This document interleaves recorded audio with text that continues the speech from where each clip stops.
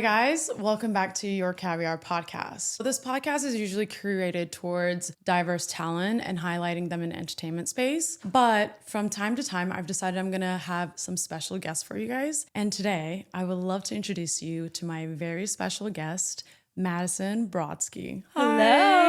Welcome. I'm so excited that I'm here today. I love your podcast and the message that it sends out to all of your viewers. I think it's so special and so important, especially in today's society. And I'm just so honored that I get to be the special guest. I'm so excited because usually you're the one that's getting all the questions and interviewing people because you're a host. Do you want to introduce yourself to this camera and Sure. What's up, you guys? My name is Madison Brodsky. I'm an entertainment and sports reporter who dabbles a little bit into gaming and e-commerce. And I just like to talk for a living at the end of the day. So I love it. That's what we're here for. And we're going to cheers to the Turkish coffee. Yes. Wait, so is this your first time having it or not? Yes, I'm so excited. Okay. I Cheers. saved the first sip for on camera. Let me know what you think. I'm like already jittery. Just Oh my God, that's delicious. It's good. You can also add sugar in it, but I like it not sugary. And then when you're done, I can look up your Turkish coffee fortune. This is so fun. You're going to be so jittery later. I'm so excited. I'm like scared to chug it, but I kind of wanna. Okay, let's get into it. Madison, Let's do it. You're from Florida. Yes. Tampa. Yes. Give me a little bit about your background and like, how did you grow up? Because you said you're also between Jamaica and Florida. I want to know how that like started. Tell me who you are. So I grew up in Tampa, Florida. I have amazing parents and one younger brother. And I think growing up, my dad, he just like found this group of friends of 30 guys, right? And they were all living in New York. 30 friends. Okay. 30 best friends since they were like 2 years old. Oh my God, that's insane. I know, right? They're still to this day best friends. Insane. I love this. And they grew up together. And as they were growing up, I think they secretly just wanted a place that they could legally smoke. So they went to Jamaica. Okay. They ended up falling in love with it. And they continued to go back every year. And as they started finding women that they wanted to marry, they would start bringing them, introducing them to the whole crew in Jamaica, and then started having us kids. And we always went since we were born. So it just became a family tradition where they're now my aunts and uncles and cousins. Oh my gosh, and I love we this. go and kind of take over New Girl Jamaica for quite some time. We would go like in the summers and during the holidays. Yeah. Now I go twice a year. So I go for my birthday in May with my friends. Okay. And I go in December with the whole fam. Wild, because it's such a special tradition to us and it's such a special place to us that we all decided as kids, we will never take a partner with us on that trip unless it is the person we're going to marry. And it is literally the final step before an engagement. I love it. What a cool tradition. Yeah, I'm it's still really blown away special. by like his 30 friends, but that's I know. insane. That's something you dream about, right? Yeah. Having 30 best friends that stick with you through life. That's so fucking cool. Is your dad originally from Florida as well? Both of my parents are from New York. Okay, cool. So they're New Yorkers who came down to Florida right before I was born, actually. Okay. And then I was born in Tampa, Florida, have a younger brother who plays baseball. So grew up as a sports girly. We would go to every single Tampa sport. And if you know about Tampa sports, you know they were the best. Or just say yes to it. Yeah. Yeah, exactly. So like we have the Tampa Bay Lightning, who is known to be one of the best hockey teams, which you wouldn't expect being in Florida. Yeah. But our city is so pro Tampa Bay Lightning that it doesn't matter. Like Brad Pitt could be walking down a street and on the other side of the street, it could be the worst player on the Lightning. And the entire city is going to run over to that player. And then we had the Tampa Bay Bucks who couldn't win to save their life. And then Tom Brady came in and saved us. Yeah. The New York Yankees doing spring training there. I mean, just all the best stuff. It's so much fun. So you naturally just like fell in love with sports growing up. Between like hosting entertainment and red carpet versus like sport events, do you have a preference that's like more of a favor, or do you just like them? I think it was very much a transitional phase for me. So growing up, it was kind of my mom and I's bonding activity every single night. We would get into our PJs. She had these cute little toddler heels for me that I would put on and we would watch Entertainment Tonight together. So growing up, when people would be like, Madison, what do you want to be when you grow up? I would be like, anything that gives me time to volunteer to be on AT. My cute, naive brain, I didn't realize that could be a real job. How could I get paid to talk to celebrities for a living on TV? I think that tradition is like so cute. And it was like your award shows were kind of like the Super Bowl for like you and your mom. And I think that's so cute. Exactly. And so naturally, when you went to school for broadcasting, and then after that, how did you did 12 internships. I did. That's insane and unheard of. And I don't wild. understand. I think when you're in college, college, you just like don't need sleep. You don't need sleep these next 4 years. Right. This is your time to go live your best life, because when are you ever going to have that opportunity again? Absolutely. You're finally on your own for the first time. You're exploring who you are, both professionally, intellectually, and socially, pretty much the first time. When I was there, I was part of a top sorority on campus. I was going out every single night. I was killing it in all of my classes because I loved what I was doing. I was like, this is the funnest major in the world. And if I'm having the best time now, wait till I really get to do it in real life. Yeah. So I was very motivated to keep going. And I wanted a job that was going to be on TV right when I got out of college. So how do I do that? I need experience. It needs to be more than just what the university is teaching me. Yeah. And I remember one of my professors was like, Madison, you're not talented enough to be in this industry. It's not going to happen for you. Stop. And I was like, Watch me. okay, sure, exactly. Let's see what I can do here. And I was the only student who was able to intern at different places around Arizona. I went to the University of Arizona in every single position. So that way, no matter what happens in the workforce, I can be like, oh, I got that. I know how to do that. Oh, I know how to do that. I can do that. And I can be a one-woman band. What was the name of this professor? I actually don't remember her name. That is so Fuck bad. you. I know her face though. Yeah. But now she can watch me thrive, which is Absolutely the best part. I think that was motivating for me. Also, at the time at the University of Arizona, they weren't going to allow me to go into entertainment, or they didn't want to, at least. They were very, very strict. We are a hard investigative journalist school. The fact that I was like, okay, cool, I'm learning all the skills that you're teaching me and I'm going to take that and run with it in the entertainment space. Yeah. They're like, whoa, it's almost like feeling like a friend is using you. I think that's how the school felt. I can't live in my own mental space talking about horrible, heartbreaking things every single day. I have a very upbeat and bubbly personality, and I want to be able to use that in my craft every day and come home thinking what I did was so cool. You had like a pretty strong head on your shoulders, like from day one. I think it's that confidence. I always said since I was little, whenever people would be like, oh, you want to do that for a living? That's like a 1 in a million job. Okay, but someone has to be that one, so why can't it be me? Absolutely. And so I always encourage anybody that I talk to, if you have a job interview, it could be for anything. Go into that interview or that audition. They need me just as much as I need them. You're not going to have nerves anymore because you know you're on the same playing field. You're both looking for somebody. And if it's a match, that position was made for you. And if it's not, it wasn't made for me. And I'm going to go find what is and keep another moving. door will open. Yeah, exactly. I think even just from like an acting point of view, sometimes you think you give like so much into a project, whether it's like auditioning, whatever, and you don't hear from it. And then all of a sudden, like even if it's 2 months later, you'll get that phone call. It's meant for you will always come to you. A true believer in that as well.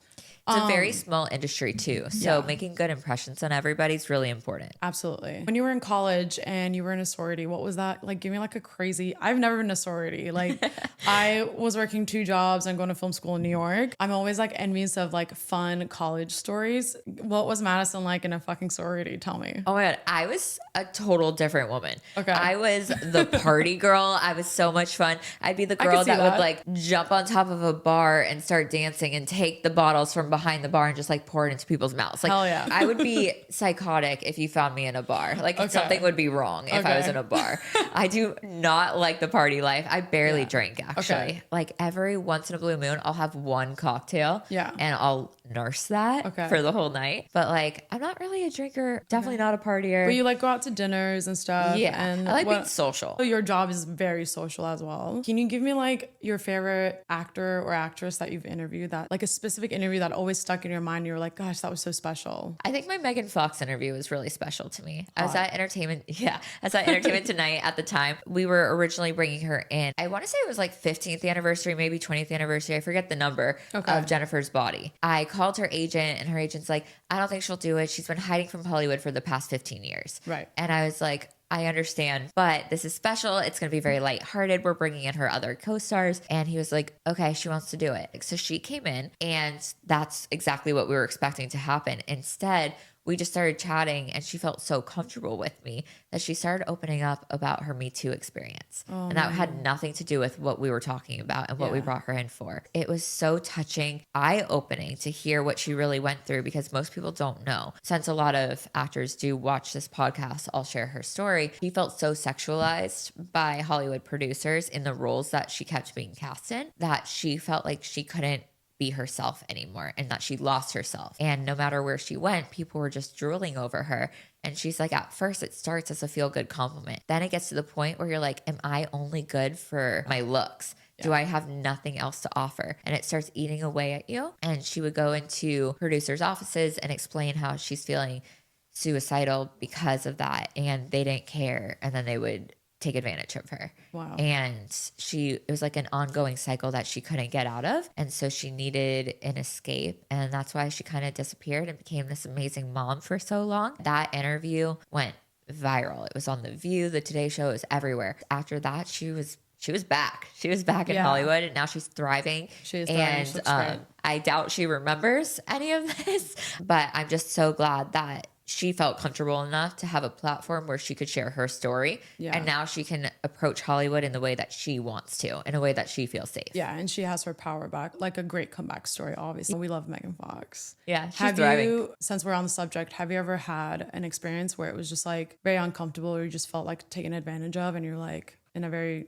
hard position? I mean, I think naturally within this industry, it's going to happen to all of us at some point, unfortunately. I just always thought that if I'm feeling uncomfortable, there's a reason for it. So get out before it becomes something. Absolutely. Trust your instincts. Even if that means that I'm going to lose that opportunity. If it's just a meeting and I first get there and I'm already like, something's off, just make an excuse and get out before you have to like force yourself to sit through something uncomfortable that could end up leading to something really bad. There was one time that it did happen with an athlete who I thought that I was very good friends with. That happened almost exactly a year ago. I think that was a big learning lesson for me in terms of trusting your instincts, because your gut is never going to steer you in the wrong direction. I had a gut feeling of, no, this is wrong. I don't think I should go. Yeah. And my friends convinced me to go anyway. And then it ended up where it did. Yeah. And that's now consequences that I have to deal with, not them, because it happened to me. Right. So I think that just continuing to have a strong head on your shoulders, trusting your gut. And if your gut's saying no, stand up to your friends and say, no,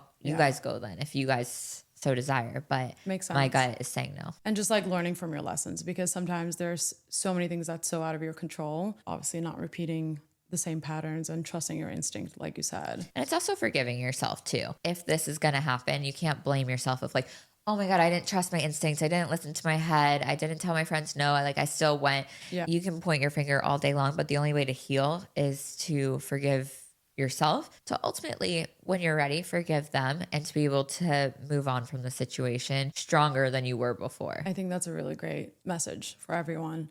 So you worked at TMZ. Yes. What was that like, actually? It was the best learning lesson I could have ever had for a career start in Hollywood. It looks a little chaotic. Like, it is. Is it one of those things where someone just like calls in something and you just like rush, or like how does it work? Very high pressure. Okay. So if you notice on TMZ, there's no bylines, and it's because everything should be read as if Harvey Levin, the creator of TMZ, wrote it. I have the utmost respect for Harvey. I think he is a killer in this industry.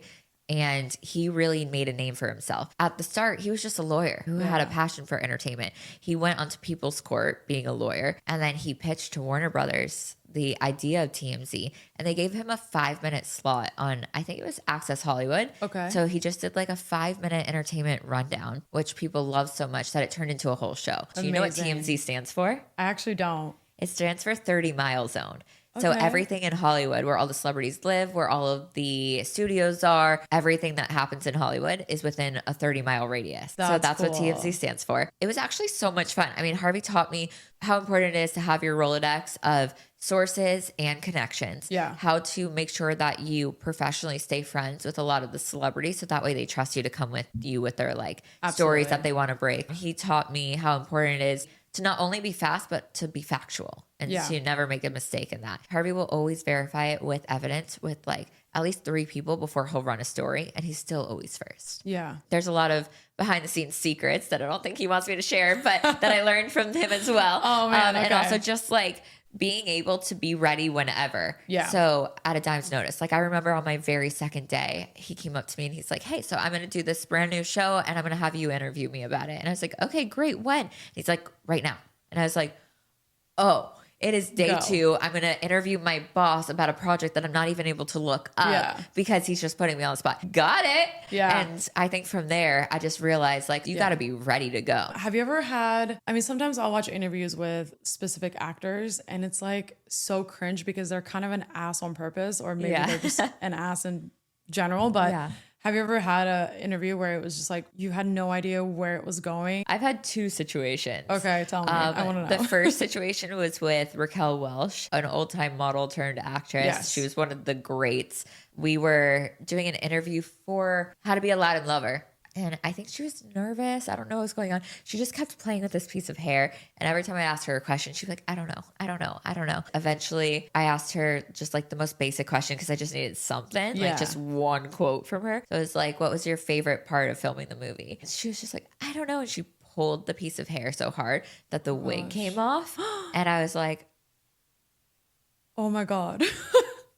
I literally don't know what to do. It was just silence. Like I was silent. She was silent. Oh man. Like nobody knew what to do Poor in this girl. situation. And I was like, I promise we won't run any of this. Like, I'm so sorry. I don't know why you're so nervous. Pride myself in like trying to make people feel comfortable right away. It's really important in our positions. Yeah. I don't know what happened. She got so nervous. I think people just like expect, because you're an actor in front of the camera and whatever, that naturally you have this like extrovert energy, and not everyone is the same. When you're that nervous, like your mind just goes blank too. And you're like, fuck, what do I even say? I think I that's feel a for big her. thing in today's world too. There's so many influencers who create their own content and they look so amazing and confident and bubbly. And then you meet them in person and it's time to interview them. They shut down because they're not used to not having control of what's being presented to their fan base. Yeah. I think influencers desperately need to be media trained ASAP. And then the second time that it happened was with Rita Wilson, Tom Hanks' wife. Okay. There was a movie that she did that was about like online dating. Okay. And so my very last question, I really like to make it something funny. So they laugh and they have like a nice impression of you as you leave. So I thought the fun question based off the movie would be, aren't you so glad you never had an online date? I said that to her as like a joke. And she was like, why would you ask me that? And she started yelling at me like, you need to go home and reconsider what it means to be a journalist, blah, blah, blah, like going off on me. Whoa. And I was like, whoa, that was supposed to be funny. You're supposed to be like, ha ha, ha, yeah, bye. It just rubbed her the wrong way for whatever reason. The next day, her reps called me and apologized and sent flowers as an apology. They're like, we thought your question was fine. We don't know where that came from. At the end of the day, these celebrities aren't superheroes. They have bad days too. And unfortunately, they can't just take off on their bad day. They still have to be here and answer a million questions from a million journalists who are approved to talk to them. Sometimes you just got to take it on the chin and be like, you're just having a bad day. Kudos to you for being like so professional and like being able to handle anything, because you literally have no idea like how someone's going to approach one normal question. Our job is really improv at the end of the day. You just got to roll with the punches over and over and over again. Did you ever want to act, or like did that naturally ever, like curiosity, or no? I don't think acting has ever been in like my forefront. Gotcha. But lately, so many people are like, you'd be so good at it though. Really? Yeah. I feel like I only know how to play one character and You're it's kind Madison of like, Brodsky. what's her name that was in Twilight? Ashley? Oh, Ashley Green. Yeah, do you ever get her? Yeah, I could get see that. Yeah. Okay. I get Ashley Green. I get Julia Roberts. I got Maria Menounos. Okay. Megan Fox asked me if I ever get told that I look like her. And I was like, no, but I'm going to tell everyone that you think so. Yeah, absolutely. Because that's a compliment. Take it. I could you see can it. almost give Megan Fox vibes, actually. I get her. I think it's like the shape of my face, because I do get I think it's her. like your eyes and eyebrows. Okay. Maybe your lips, listen, too. I'll take it. Yeah, it's a Hi, huge Megan. compliment. Hey, Megan. Wait, did you say you interviewed Tom Brady? My producer, Katie, is a major football fan. She was like, do you want to do like some football stuff this season? I'm like, what does that mean?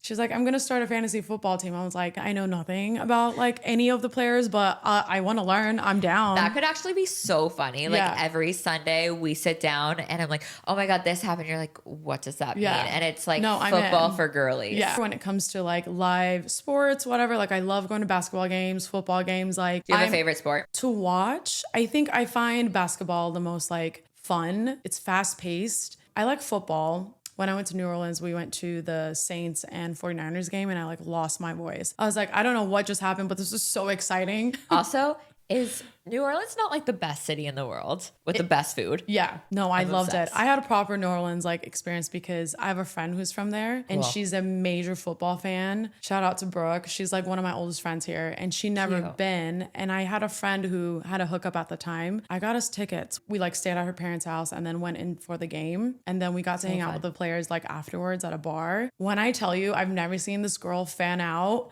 in my life. Oh my God, Neon, that's Jimmy Graham. I was like, Brooke, what is happening right now? I went to New Orleans for the Super Bowl this year because I was reporting during the Super Bowl. Okay. So much fun. But I had a viral moment that I would have never thought would be my viral moment. Like I've interviewed every single athlete that weekend specifically. I was interviewing everybody in town. Okay. And I had like sit down scheduled interviews with them. Like so much fun, right? Know what goes viral? None of my interviews. The thing that goes viral is the fact that I got stuck in the elevator.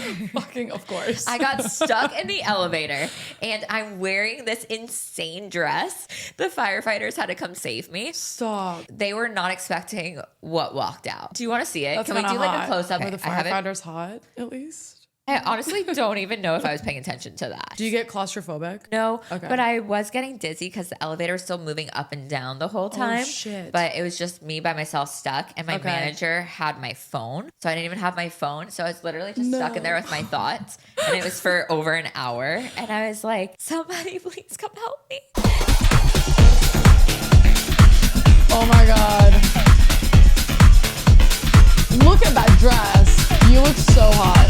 I think that's why I went viral. Yeah. No. What a perfect fucking video. Thank you. Oh my God. It was crazy. You have like the cutest video when you're just, I think it's Shaq, you're interviewing Shaq. And how tall are you? You're like, I'm 5'1". oh my gosh, you're an Olsen. I love it. Yeah. But you're just like, hi. Just like, Yeah, what was he's that 7'2". like? I'm 5'1". 7'2". Shaq and I have been very close for 6 years. So we have this like very long relationship. The first time that I met him was through an interview and he was sitting down. So I was at, I think it was a pre-Super Bowl event 6 years ago, actually. He was sitting down and he was not supposed to be there. So I walk in to go do like a little preview of like a look inside of the party and everything before the week started. I saw that he was there and his rep's like, he's not doing any interviews, blah, blah, blah. And I was like, no problem. I'll just do what I was expecting to do. Sure. And then he saw me and he was like, I'll do an interview with her. I love it. And so I interviewed him and he's like my height when I'm standing and he's sitting.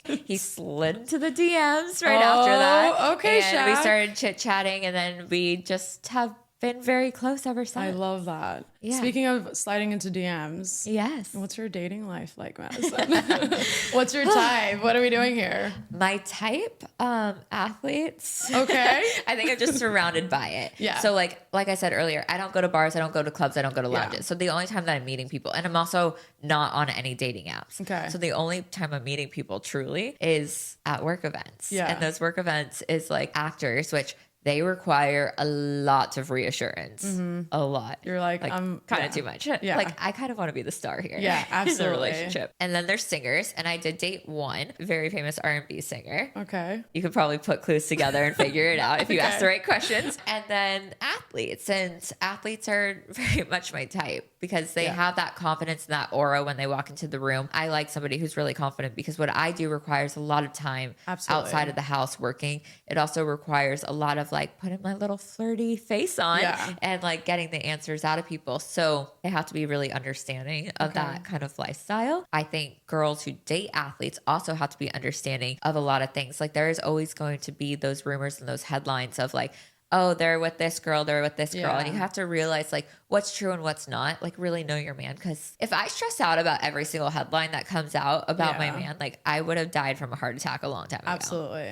And it's like, you know what you're getting yourself into. Like, Yeah, where when Girls you're do. dating them because you actually have love for each other, Yeah. they're not going to cheat on you because they love you. And like, I there's mean, like a hope real, not. yeah. But like, from the athletes I've dated, I've never been cheated on. Okay. So are we dating one now Either. or? Okay. I mean, you can ask questions, see if you figure it out. What sport are we Currently? in currently? Basketball? Love it. Maybe my fortune will tell you. Did you finish it? I have one more sip. Okay. Put the plate on top of it and then like just manifest something and then flip it over. Okay. Basketball in any particular city? was going to give it away. Okay. I'll say he's retired. Okay. That's cool. I'm so curious. You're going to tell me later for sure. Tell you. You can go to any game. So I work a lot with the Chargers. I've done some like commercials and reporting stuff for them. I am also the ambassador for the LA Kings. Oh, fun. So I do a lot of stuff with them. I've been to one hockey game and it was the Kings like it's a couple so of years fun, right? ago. Yeah, I don't know what's happening. Like I can't even look at the puck. It's already on the other side like 10 times and I'm just like fast, high energy. Give me a beer. I'm like I'll still yell and like cheer. Yeah, it's very fast. Yeah.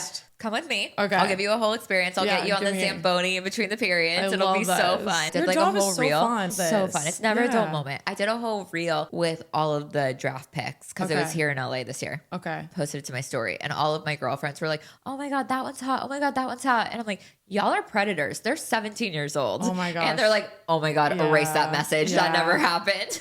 You never think because they're so tall, you don't realize. I actually went on one date with an athlete. He was a soccer player. Okay. And it was literally They're, the like, worst tiny. date ever. He was from Virginia, took me out to dinner. I didn't know he like came out of rehab a year prior.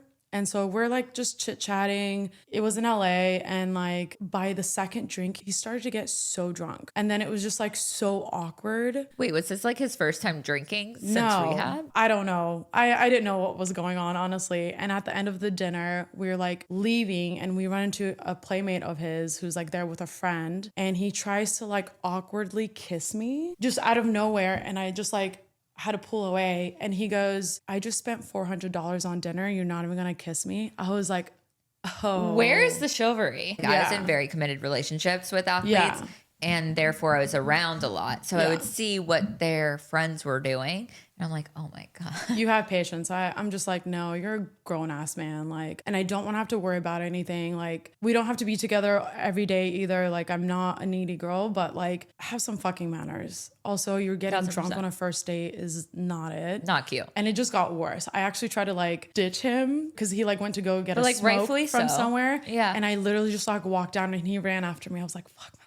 Oh my God, that's so awkward. Was Even last night on my red carpet, it was all athletes, right? Yeah. So we played a game, bare minimum or princess treatment, bringing up all these different scenarios. And some of the things they would say, I'd be like, no, that is bare minimum. Yeah. Please learn. Yeah. That is like bare opening the minimum. door or having the girl walk on the inside of a sidewalk. I or will like, say they all did say opening the door is bare minimum. bare minimum. I was like texting back during practice and they're like, that's princess treatment because they get fined for having their phones out during practice. Oh. So Michael Irvin was like, no, that's bare minimum. Like, really? Even if you get fined? And he's like, I don't want to deal with what I'm going to go home to if I don't answer. I'd rather Good answer. like be punished at work than be punished at home. And I was like, what's like okay. your biggest princess treatment rule for yourself? Like when you're dating? Ooh, good question. Well, this isn't princess treatment, but I'm going to answer it still with this answer just because it's personal to me. I would say not being hidden.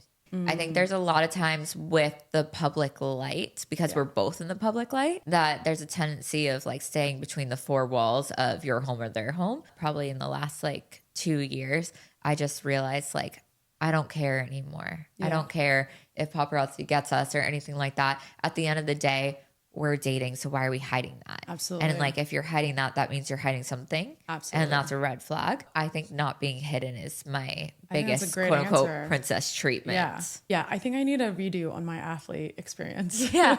I mean, like I dated one actor who is more famous for, oh, he's going to kill me. More famous for who he previously dated, or I guess married to. Shortly after they got divorced is when we met each other. Love at first sight for us. Paparazzi was constantly following him. And I was like laying on the floor of his car hiding. Oh, no. And I was like thinking to myself, like, why am I doing this right now? Like never again. That was the last time I will ever be hidden. Lessons learned. Yeah. Before we wrap up, do you have any advice for people who want to get into hosting and it's like a little gold nugget? Yeah, I think just continue to believe in yourself. This career is definitely 1 in a million. There are so many people who want to do it and so few spots to make it happen. But if you believe in yourself, you keep fighting, you ignore the no's, fighting to find that yes. Yeah. You're going to find your path and your way, and you're going to be that 1 in a million for the right opportunity. I've had a very lucky and also rocky experience in my path. Right. I was very lucky that I got TMZ right away, and that skyrocketed my career. And then I got Entertainment Tonight right after that, which skyrocketed me even more. Then I realized the shift in what was happening with the world, with everyone cutting their cable cords. And I made a pivot in the perfect time to go into e-commerce hosting. And I interviewed and the this likes. was during pandemic, I think you Yeah. said. Okay. This was interviewing the likes of Oprah, Jamie Foxx, Drew Barrymore, Kevin Hart, direct to consumer selling their products. That's the perfect time because just a few years later, we all saw that E! News just got canceled. Yeah. It's going to happen to all the shows. So the industry is changing. And I think that we're in a spot right now where there's a clear path where e-commerce is going to be the hugest thing for hosts, especially with TikTok Shop. So if you are really good at TikTok and you want to be on camera, that's a really good thing to practice because that industry is going to explode. I think 1000%, just keep doing it. The more clips you have, the more you'll get comfortable and you can use those clips to send in for your auditions and stuff like that. I think the second realm that's coming is women in sports. Love that. Women in sports is so rare, but now so desperately needed. And every single sports outlet is now looking for their female face. Yeah. Every single one. So if you know your sports, definitely start looking into that. Now the doors are creaked open. So now if you're a woman who wants to report in sports, it's your time to kick that door open and make that lane yours, and you set the example. So you have to be able to pivot with the ebbs and the flows. Absolutely. I mean, this industry experienced the Me Too movement into pandemic, into a 2-year strike. Yeah. So we were really struggling. Then this year was supposed to be the year that it started going back up, back to normal again. And then we had fires that destroyed our city, and every single outlet, every single media organization, every single brand donated their entire funds for the year to help with fire relief. Yeah. So now they have no budget to pay anybody for projects coming on. Yeah. So it's going to be probably next year until something else happens. We have the World Cup Olympics coming here. Yeah. Is our city going to be ready for that? I don't know. I'm going to tell a story that I think could be maybe inspiring. I have obviously this, what I like to think of, a really impressive track record within this industry, right? Even with all the experience that I have, even with the amazing outlets I've worked for, I started working for a company called Vanivia. They were supposed to be the next big thing, the next big TikTok. They gave me this like ironclad contract that was very much in favor of me, not them. And I was like, this is fantastic. Even my entertainment lawyer was like, how'd you find this? This is incredible. They doubled my salary. It was amazing. Signed the contract, was ready to go. About a month later, the founders of the company, they ended up emptying out every single employee's 401ks. Somehow they got access to it and they emptied out all of our 401ks. Oh my God. They never paid us a single penny for the entire month that we were working there. And they left for Switzerland and they're currently hiding outside of the country. So the FBI is trying to find them. Okay. And even if I had all that experience, getting my bank account and my 401ks emptied, I'm now at the bottom. Yeah. Again, like I have to start over. Holy shit. And so for the past year, it's been a rebirth of me basically starting off again like I was an intern, like I just got here, even though I have a decade of experience. That's wild. And Madison. I was like, I have to completely restart. What am I going to do? Like, this is really scary. I wasn't eating, or I was eating peanut butter, or I would like get a gig and they had food and I'd be like stuffing my face when I was at work and they'd be like, well, you're hungry. I'm trying to be secretive about it. And I'm like busting my booty in order to just like skate through. But if you're following me on Instagram during that Everything past looks year, great. you're like, she's thriving. Yeah. But like it's not. Yeah. So even if you see people that you aspire to be that are seemingly thriving, you never know what's really going on behind the scenes. So give yourself that grace, because every opportunity is going to lead to another opportunity that's going to help grow you. So I'm growing myself with the presence in front of other people, and then also pivoting at the same time into gaming and sports and making that pivot work for me. Which, by the way, you guys, I host live play bingo. So if you guys are ever interested in playing some bingo, you can come watch me every day from 6 a.m. to noon. But beyond that, I also do sports reporting. So it's finding opportunities for yourself where you could grow. So instead of just looking for jobs, see where you could be valuable to other companies and other outlets and pitch them the story. And if it works for them, there you go. You got a paycheck. I love it. Madison, thank you so much for coming. Your story is like so inspirational, and thank you. You're kicking ass. And hopefully they find this company in Switzerland. Like, what the fuck? Literally. Yeah. Thanks so much for having me. My name is Madison Brodsky. You can find me on Instagram at Madison Brodsky, and make sure you keep your eye out because I have a very special sports podcast in development that you're not going to want to miss. Yay! Yeah. Hand it over. Okay. Oh I'm gosh. so excited. I always get nervous. I don't know why. Oh, this is interesting. Okay, so the last time I saw a peacock in someone's coffee readings, actually, her name was also Madison. Wow. And she has a true crime podcast. She was shopping a show on Peacock. I don't know what this means for you, but he kind of looks like an old, like Asian character, and he's holding up a peacock on his arm. It's usually a good omen. If I'm not mistaken, it's usually for something like a new beginning of some sort. There's a guy that's like hopping from one rock to like another. There's a Y in his name. So I'm not sure if this person is in your life or is going to come in your life or something with a Y, but you might be moving. My manager's name is Wade Taylor. My new manager has a Y in it. Okay. That makes sense. And he's helping grow like the sports side of me. I love it. Yeah, no, he's going to do some really great stuff for you. Step up into this like new era, road, house, whatever it is. Holy shit, I'm kind of good at this. So good. I feel like those are like the two main things. There aren't anything. There's something that kind of looks like a spaceship. I'm not really sure what that means. I'll have to look up what a spaceship is because I've never seen that in anyone's coffee readings. And then this is the manager. If you can see the guy that's like stepping up. I don't know if you can see it.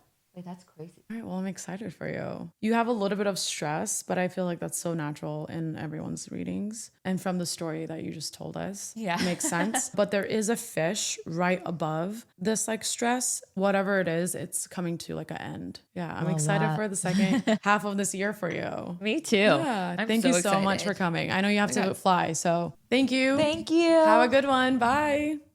Yeah.